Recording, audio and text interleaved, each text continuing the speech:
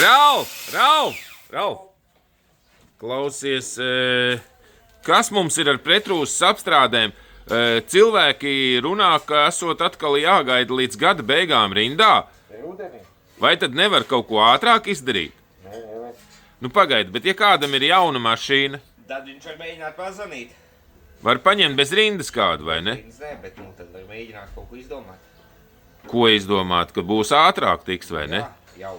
Ja, piemēram, pērk aiznākošu nedēļu mašīnu un uzreiz grib uztaisīt pretrūsas apstrādi. Pāris nedēļas tāpat būs jāpagaida. Nu pāris nedēļas tas jau nav līdz rudenim, vai ne? Jā.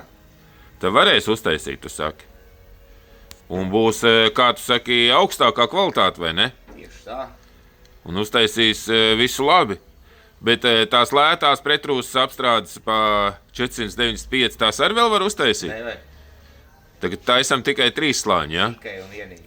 Uz tām lētajām 2 slāņu bez tiltu noņemšanas akcija ir beigusies, ja? Viņi vispār ir beigusies. Tāda opcija vispār nepastāv. Jā. Un tad būs šitā, būs ar kvalitāti tagad, tu saki, ja? Tikai un vienīgi. Tu garantē. Mūžu garantī. Vai 10 gadi. Līdz vārtiem. Nu, tad- Atkarīgs jau kāda mašīna atbrauc. Nu, un kas viņiem jādara? Jāzvana tev vai jābrauc uz servisu parādīt vai kas? Vai zvana, Bet ja jauna vienkārši tad pierakstās un brauc. tad piezvana. 26. jūnijā tu saki. Nē.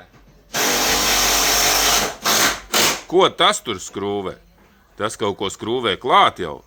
Vai ko nevar saprast? Nu labi, tad visiem sveiciens subscriberiem, ja? Jā.